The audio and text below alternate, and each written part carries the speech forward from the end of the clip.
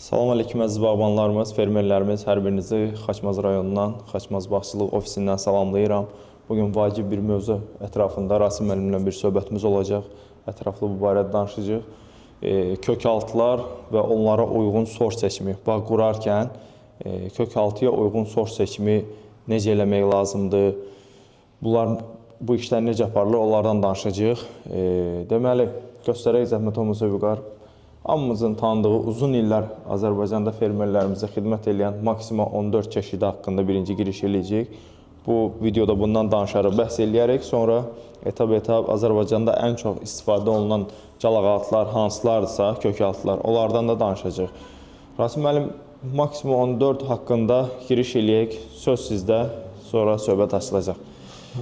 Deməli, ümumiyyətlə bu calaqaltılar çoxdur, gilas üçün calaqaltılar.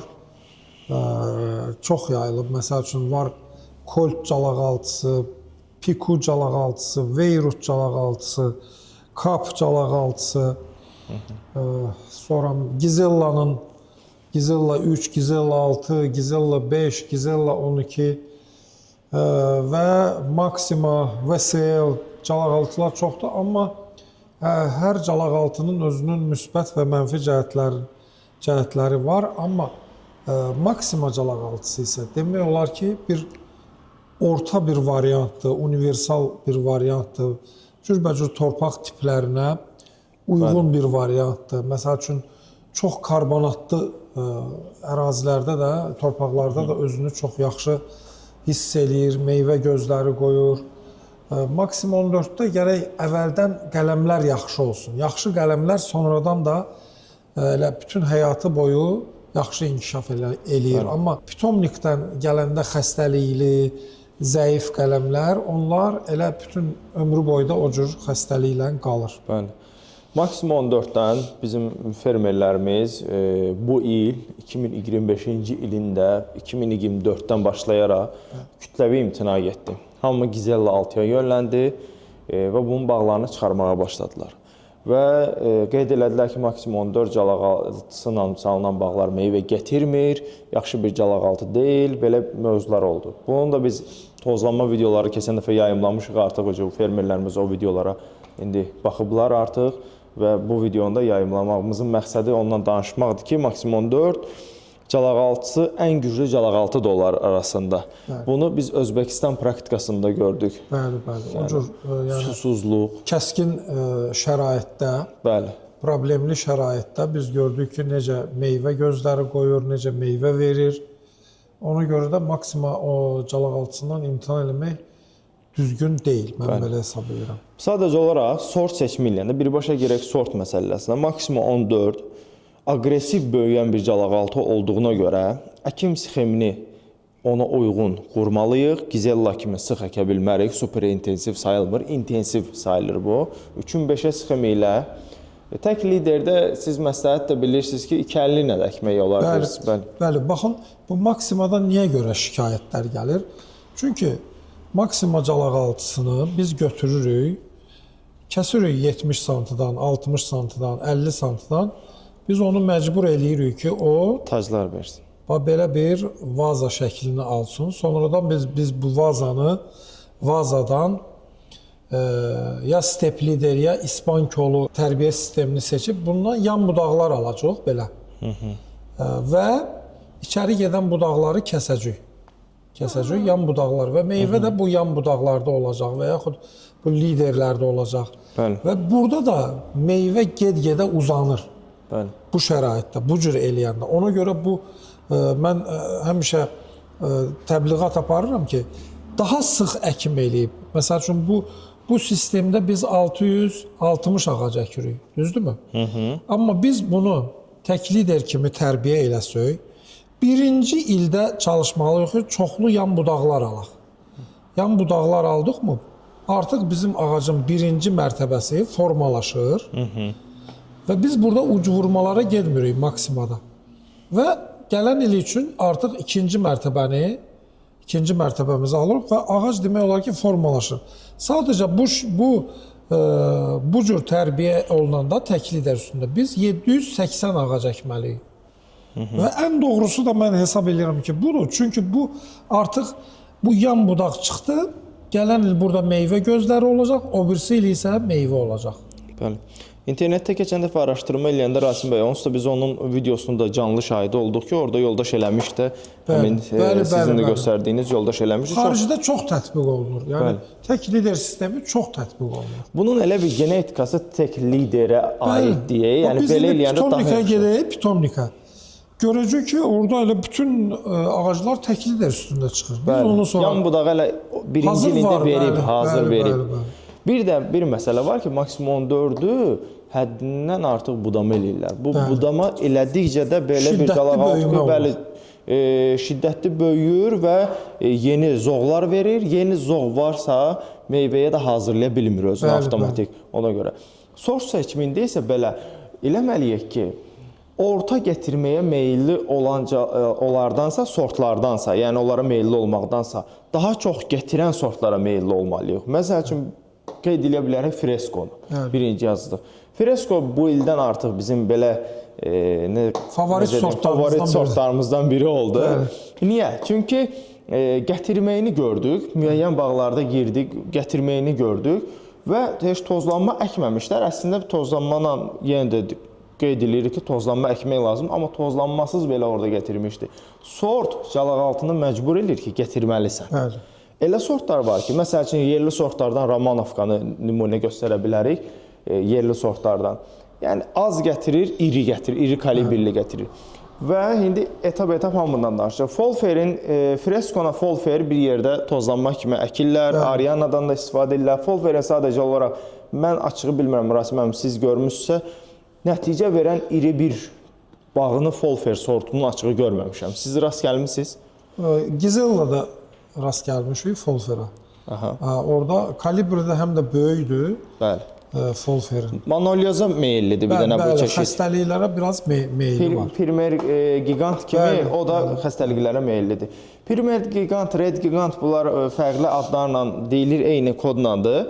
Bu çeşidimiz isə Rasim müəllim xəstəliyə meyillidir, amma gətirməyi var. Red gigant çox da meyilli deyil. Heç bunu qazaqda gördüm. Primer gigant bəli meyillidir. Amma red gigant sanki onun daha da biraz gelişdirilmiş variantı, inkişaf elətdirilmiş variantıdır ki, bu yarpaqları da çox gözəl olur, meyvə verimi də çox qəşəng olur. Bəli. Xəstəliyə də dözümü var. İndi bir də sort seçimində bir də əsas məsələni qeyd edək ki, əraziyə görə də sort seçimi vacibdir. Məsələn, bizdə burada yarım saatlıq məsafədə Şabran ərazisi var. Burada maşınla otursa yarım saatı orada. Amma onların gilas yığımı hardasa bizdən ən azı 5 gün qabaqadır. Yəni 5 gündə az bir vaxt deyil.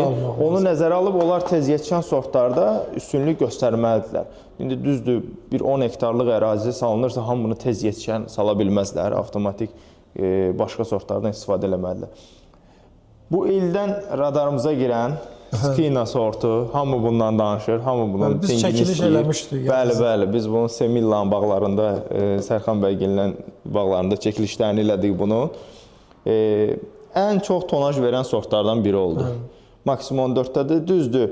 Dad xüsusiyyətləri. Dad parametrlərinə görə o deyil, amma ki, çox gətirdiyinə görə cəmaatımız meyillidir. Burulat da tez yetişir. Amma həm də çox gözəl tozlayıcıdır. Bax, bu Skina çox gözəl tozlayır. Bəli. Burulat üstünə... Klassik sortlardan biridir burulat. Reynerdən siz danışın. Bəli, Reyner sortu mənim çox xoşuma gəldi. Həm xəstəliyə dözüm cəhətdən, həm də meyvə gətirməsi cəhətdən alabula gilasdır, Amerikan sortudur. Çox gözəl meyvə verir, çox. Yanında elə bir dənə tozlayıcı olsa bəsdir ki, bu gözəl meyvə verir, tez meyvə verir. Tez də gül açır. Reyneri maksimum 4 üzərində konkret olaraq məsləhət bilirik. Yəni ki, maksimum 4-də Reynerin belə deyim, nümunələri çox yaxşıdır bağlarda. Ellori'de tez yetişən çeşidimizdir. Çox meyvə verir. Çox meyvə verir, amma çartlamağa meyillidir. Ümumiyyətlə bir şey bağbanlarımız, fermerlərimiz anlasın ki, tez yetişən sortlarda müəyyən çartlama bu, yəni normal halda olur. Biz əlimizdən gələni eləyirik ki, çartlama olmasın. Müəyyən dərmanlardan filan istifadə edirsən ki, qabığı möhkəmləşsin, çartlama filan az olsun. Bir də quşların yeməsi problemi ilə fermerlər uğraşır biraz. Sonra Stars Gold. Bu Stars Gold isə yəni bildiyimiz xarici ağ gilasdır, meyvə verir, amma ki, çoxu xarici ağgilas olduğuna görə elə başa düşürlər ki, tozlandırmada yaxşı olacaq, amma bizim yerli ağgilas Effekt vermir. bundan daha yaxşıdır, bəli. Sonra sweet sortları. Sweet sortları, yəni son dövrlərdə favorit siyahımıza daxil olub sortlar kimi çox gözəldilər, amma maksimum 14-də bir daha düşünülüb kombinasiyanın tozlanmalarına uyğun eləyib əkmək lazımdır. Gizellada bayaq danışacaq. Gizellada bu sortlardan danışmaya ehtiyac yoxdur. Bağlarda super nəticələr verirlər. Sonra Rasimən, Carmen SPK Greystar bu Bəli, bu üçlük çox... Bu üçlükdən siz birbaşa danışın. Əslində burada Carmen də qəşəng tozlayıcıdır. Çox gözəl sortdur. Düzdür, belə çox da məhsuldar olmasa da, amma kalibr cəhətdən çox gözəl bir çeşiddir. SPK çox bol gətirən, maksimada çox yaxşı nəticələr verən bir sortdur. Greystar da elə bunların ikisini də tozlayar, gül açma vaxtları da təxminən eyni vaxta düşər. Bunlar çox yaxşı üçlüydür. Yəni məhsuldarlıq istəyən adamlar üçün bu üç sort bir yerdə yaxşı nəticələr verə bilər. Bəli, bəli. Həm də ki, Kordiya da var, Kordiyanı da əlavə eləyə bilərik o siyahıya. Bəli, əlavə eləyə bilərik Kordiyanı da. Elə bir ki, tam maksima üçün yaradılmış sortlardır. Carmenlə biz bir tərəfdən də mən bu tinçilik təsərrüfat tərəfindən də bu işin içində olduğuma görə artıq müştərilərin, fermerlərin belə deyim, 2 il bundan qabağına düşünürdülər, hindi nə düşünürlər onu da görürəm. Carmenə çox güclü bir rəğbət olmuşdu. İndi necə ki Royal Helenanı, burada Royal sortları. Bəli, Royal sortları. Bu il Royal Helen necə yükləniblər, Carmenə elə yükləndilər. Amma Carmen'də biraz bağlarda bu il az gətirmə oldu deyənə, o da ki, yəni hava şəraiti ilə bağlı bir məsələ idi. Bir də ki, bu SPK, Greystar, Kordiya bu kombinasiyanla Carmenə kes ola bilməz ki, orada nəticə olmasın. Bəli, tozlanma 100% gedəcək, yaxşı olacaq. Carmen'dən o sizinlə inşallah bu il o bağa gedəcək. Həmin bağda sizə dediyim bağda çox gözəl nəticə götürülmüşdü. Həmin yerin aqronomu da demişdi ki, yəni indi xaricdən gələn aqronom idi. Mən Carmen'də belə bir nəticəni bir dənə bu bağda görmüşəm. Yəni orada da bir məsələ var ki, tozlanma həddini artıq qarışdırmışlar, cərgələri çox qarışdırmışlar. Sonra Regina çeşidimiz. Regina, Zirayət, bunlar da maksimaya tam uyğun sortlarda tam. Bəli, başqa demək olar ki, calaqaltıda heç o cür nəticə vermirlər, nəinki maksimadakı. Sadəcə meyvəyə otuzdurmaq lazımdır və çoxlu tozlayıcı əkmək lazımdır. Bəli, bəli. Stakado barədə bir məlumat. Stakado da özü-özünü tozlayan sortdur. Respublikamızda da var. Bəzi bağlarda biz görürük. Özü-özünü tozlayan normal bir sortdur, bol gətirir. Bol gətirir. Lapins sortu kimi. Lapinsi İran fermerləri daha çox bizlə əlaqə saxlayırlar. İranda ondan daha çox əkirlər, elə bilir. Bəli, özü-özünü tozlayır Lapinsdə. Yazırlar, niyə bəs Lapinsdən bağlar çəkmirsiniz filan. Bu ildən artıq Lapinsdən də videolar çəkib yayımlayarıq. Özünü necə göstərir. Kanada sortudur, özü-özünü tozlayır, çox gətirir. Sadəcə orada biraz boz çürümə problemləri olur o sortda. Onu seyrəltmək olar da, yəni ki, elə bir qızaran vaxtını biraz seyrəlt. Bəli. Yəni, mən elə gəlir ki, Rasmən, bizim gətirmək problemimiz, belə deyimsə, ən axırıncı problemlərdən biridir. Olmalıdır.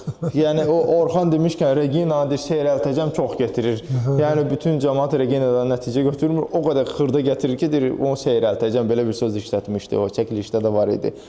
Yenə də, əziz fermerlərimiz, bağbanlarımız, onu qeyd eləyək ki, deməli, maksimum 14-də çalışın elə sort seçimlərinə gedin ki, çox gətirməyə meyilli olsun və ağacı çoxlu budamağa meyilli olmuyor. Və maksimum 14 gətirəcək, maksimum 14 kimi açığı qeyd eləyək ki, dözümlü bir calaqaltı, ikinci calaqaltını hələ ki tanımırıq. Bir də bizim, belə deyək də, bağbanlarımız sanki xoşlayırlar ki, yaşıllıq görsünlər, zoğ görsünlər.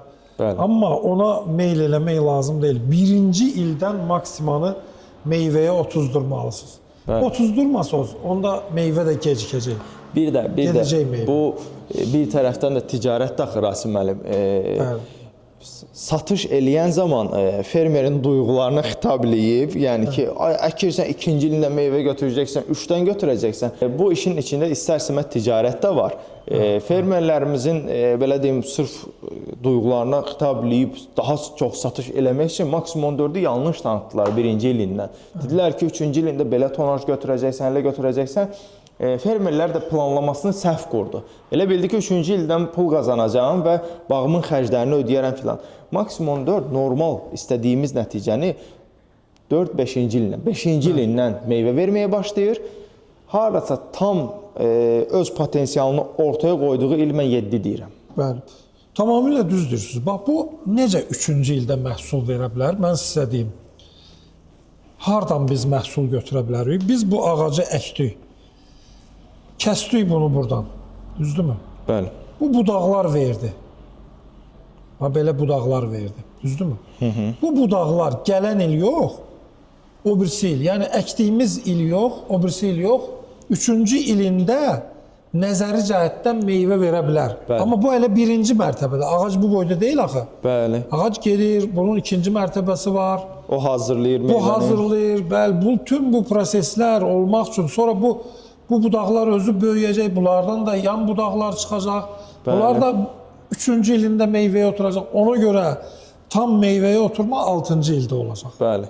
Yəni, bunların hamısını hesablasaq, bütöv ağacdan meyvə dərimi təkcə 1-ci mərtəbəsindən yox. Bütöv ağacdan meyvə dərimi 6-cı ildə olacaq. Bəli. Düz deyirsiniz. Bunu nəzərə götürüb eləsələr, bunu qursalar, bir də az büdcəsi olan fermer üçün çox uyğundur. Bəli, bəli. Yəni 660 ağac əkəcək və ya sizin dediyiniz variantla 780 Bəli. ağac əkəcək. Fermerin özündən asılıdır ki, Bəli, meyvəyə bəli. otuzdurmaq. Bəli, bəli. Bizim fermerlərdə bir də belə bir şey var. Yaşıl, bayaq siz də qeyd elədiniz. Yaşıl budaq görəndə sevinirlər. Qardaş, yaşıl budaq yəni sənə meyvə verməyəcək. O hələ özünü hazırlamalıdır. Siz burada dediniz 6-cı illik. Biz onu doğrayıb elə uzata bilirik o ili. Bəli, yenə uzatacaq, yenə uzatacaq. Bəli, yenə uzanacaq. Ona görə belə maksimum 14-ün yəni hardasa 45-47 dərəcə istilikdə Özbəkistan torpaqlarında özünü orada göstərməyini gördük. Yəni dedik, həqiqətən çox dözümlü bir calaqaltıdır. Azərbaycanda da uzun illərdir ki, artıq fermerlərimizə xidmət eləyir. Maksimum 14-dən ümumiyyətlə heç bir calaqaltıdan imtina eləmək lazım deyil. Sadəcə olaraq o calaqaltının incəliklərini öyrənmək lazımdır ki, mən onu hansı torpaqda necə istifadə edəcəm. Başqa qeyd edəcəyiniz bir məsələ var. Gövdədən bir dənə qeyd eləmədik. Son zamanlarda biz yerli sortlara da yönlənmişik. Yazmışıq ki, yerli sortlar maksimada Bəli. çox yaxşı özünü hiss eləyir. Bəli, yerli sortlar da özü Xəstəliyə maksimumda. tam dözümlü, heç bir yarpağın üstündə ləkələr görmürük. Demək olar ki, xarici sortlardan da yaxşı nəticələr verir. Biz öz tingçilik təsərrüfatımızda bu il sizə göstərdim. Bir yerimiz var. Orada sırf Gizella, VSL, maksimum 4 bütün calaqaltılar üzərində yerli sortları da vuruq, xaricilər də vuruq, öküz ürəyini qırma tətbiq eləmişik. Bu məqsədimiz nədir? Onların bağlarını salıb, yəni nümunəvi bağlarını 5 dənə, 10 dənə ağacdan bir ərazidə hazırlayıb, sizə gələcəyinə onların həmin sortlar özlərini necə göstərir, tutur, tutmur, onları da göstərəcək gələcəyinə. Mən elə gəlir ki, ətraflı bu barədə, maksimum 4 barədə danışdıq, danışılmayan bir məsələ qalmadı. Yenə də maksimum 4-dən imtina eləməli bir şey yoxdur. Sadəcə olaraq bu dediyimiz şeylərə diqqət yetirib biləsələr, çox gözəl nəticələr, tonajlar götürəcəklər. Bəli, bəli. Yəni belə 100%. Başqa qeyd edilən bir məsələmiz var. Sağ olun əziz bağbanlar.